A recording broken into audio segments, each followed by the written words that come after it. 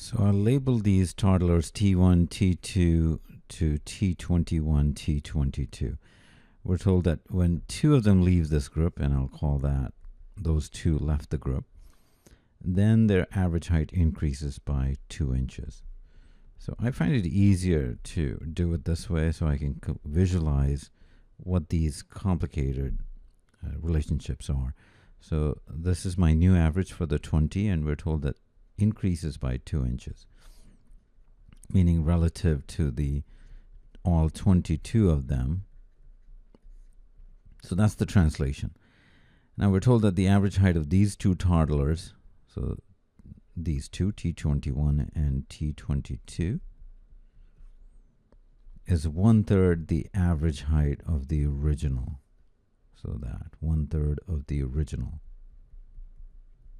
So first thing I do is to write these relationships, and then I'll see how I want to manipulate it algebraically. And the question is then the average height of the remaining 20 toddlers, which is really what this is what they're asking for.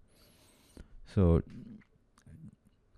I think what I'm going to use is T1 plus T2 plus T3 as S. So S over 20, and the reason I'm doing that is I'll take out that part here too. So S plus T21 plus T22 over 22. And then here, T21 plus T22 would be 1/3 of S plus T21 plus T22. It is confusing, and I think that is intentional here.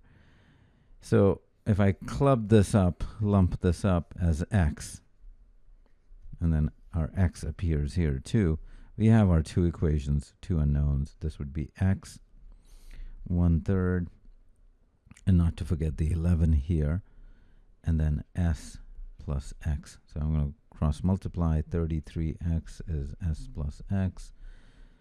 S is 32X.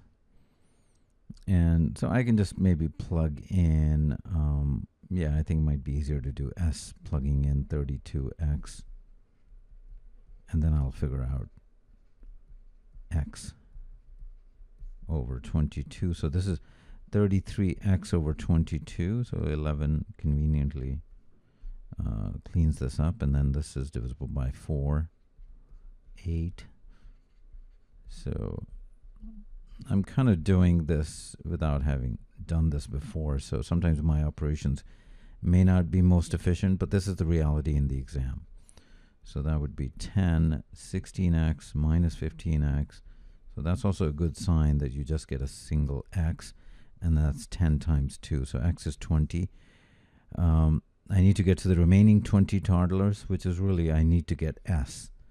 S is 32 times 20, because note, S was this original sum from T1 to 20, this piece here. And then the average would be that divided by 20. That knocks out, I get the answer 32, which is C. Now, honestly, there may be a more efficient way of doing it, but this is probably what I would do in the exam, because I just will stick to a method that makes sense to me, and I've done this before as well. So I had the confidence that I can eventually clean this up. But certainly it is difficult. I mean, if you just read this once, not much registers. So the best way to go about it is to give this algebraic structure. So come up with a method that works best for you and that you can apply consistently. But the answer here is C.